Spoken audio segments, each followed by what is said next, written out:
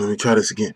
The question was asked, how come white on black crime or black on white crime isn't in the media as much as white on black crime? And the reason for that is that it makes white people look like the aggressor. In return, there's an alert or outrage. You know what I mean? So amongst black people versus if it was like a more or less a black on white crime, which I don't think there's enough of. You know what I mean? Not saying that there should be, but I don't think it's not as plentiful as white on black crime. But if there was black on white crime, it'll make black people look like the aggressor, which the media won't promote because it doesn't produce enough propaganda for people to make money off of. See, people are still piggybacking off of this civil rights, slavery, 1960 mentality where the white man is the bully. If the black man appears to be the bully, then we're going to be a part of some type of stereotype. That means that whatever the TV shows about us being drug dealers and crooks and criminals will be right. Right, and then that'll generate some other type of, there won't be no White Lives Matter movement. But if the white man looks like the aggressor, then it generates this propaganda, which generates money. Imagine how many YouTube videos are being viewed about, now you're seeing all this Martin Luther King shit coming back up. You're seeing this Malcolm X shit coming back up. You're seeing the Black Lives Matter movement. You're seeing all these these views on the videos and all this other stuff like that. And then you got Bill O'Reilly talking about it. You got these magazines promoting it. But all of that, somebody's getting paid for it. They ain't covering this shit for free. Somebody get paid off the YouTube video. So Bill O'Reilly gets paid to talk about it. Al Sharpton gets paid to come out and be like, oh, that ain't right, and everything like that. That's why I listen to Dick Gregory, because Dick Gregory, at least he tried to dig into it. If somebody say, like the whole Michael Brown, Trayvon Martin, and all this other shit like that, Al Sharpton, whatever like that, jumped right into it without even, getting any type of evidence or whatever like that. But the reason why white on black crime is so pushed out there over black on white crime is because it generates money, for the media. It gives them something to talk about. It gives them, people buy into this shit. They buy into racism. They buy into that. Even though, like, for example, the Flint, Michigan water situation, right? Okay, so based on my research, it's 55% black, but yet every time you look in a paper, it's a black man carrying water, right? Every time you watch the news, they're interviewing black people, even though, there's an even amount of black people and white people that are being affected. There are an even amount of poor white people that are being equally affected as black people with the water situation. But they're capitalizing on this black thing, and then you got all these people up on Facebook, pound Black Lives Matter, and it's a setup, it's a conspiracy with black people, and all sorts of shit like that. But it gets you talking. It generates money and motive for the propaganda machine.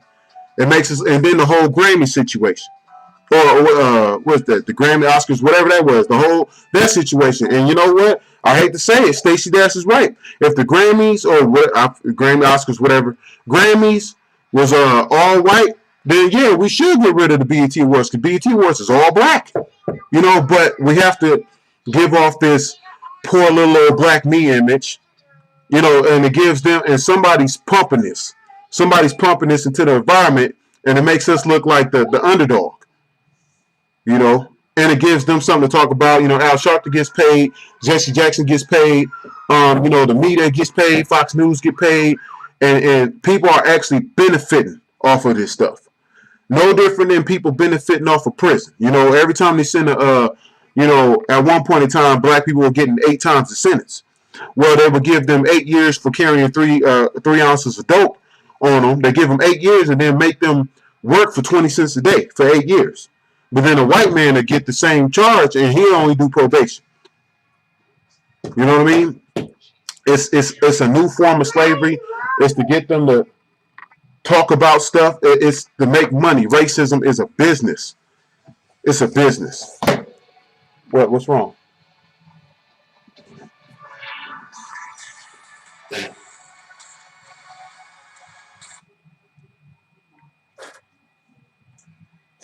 Here.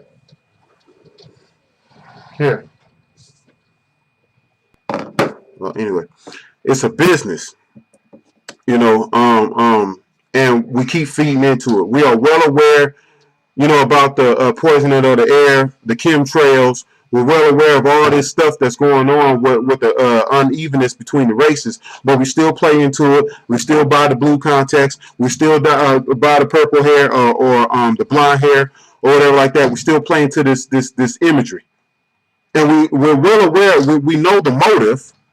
We're well aware of it. The whole black community knows what's going on, but we still go out and go do it. We still go out and go buy Jordans, knowing that in China, they enslave Chinese people to make the Jordans for $17, and they come over here and sell it to black people for $300. We're well aware of that. But we play into it. It's a business.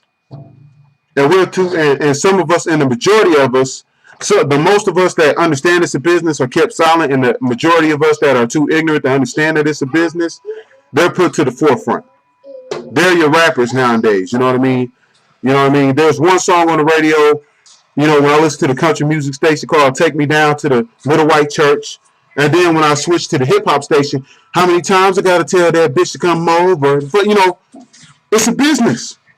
Even at the hip hop nation, T.I. said that he tried to make conscious songs, and his superiors were like, we can't sell that. It's always been a business. That's what it is. That's my opinion. I hope I answered the question. But to sum it up, white on black crime is put to the forefront because it generates propaganda for the media to make money off of, and it makes white people look like the aggressor. Ain't nobody trying to hear no shit about black people being the aggressor. It does not make money. It does not, it does not sets off alarms or alerts. It doesn't, if I turn to a news station and they said a black man killed 2 white women, ain't no black people finna go out marching for that. You know what I mean? Ain't no Jesse Jackson, no Louis Farrakhan, ain't finna come out for that, saying, black people need to get it together. You had Snoop at the Million Man March. And this motherfucker, the main motherfucker talking about bitches and hoes and shit like that, the main motherfucker who's a part of degrading the black community and degrading the black woman, everything like that, they're marching with Farrakhan, telling you, this ain't right, man. And it's you. They're asking Jeezy, they're asking all the wrong motherfuckers. So it's a part of this money machine. The rappers that's selling us this, watch out, little bitch. 2 Chainz went to college. His kids go to a Bible school. Ice Cube kids go to a private school. They don't deal with this shit. But they sell motherfuckers like me that's in the hood. They sell us this idea that we should smoke weed. We should be tatted up. We should be, this, that, and the third, because it's rebelling against the white man. It's a business. They're a part of this business. Nobody's gonna go marching if a black man kills 10 white people in a church. It'll get an honorable mention, but you get the little white boy that killed the 9 black people in the church. Oh Lord, it's a business. That's my answer. Huh? Mommy's at home. She's at home. Say hi, Marla. Look, hi. Say hi. Okay. All right. Stand up. All right. That was my daughter.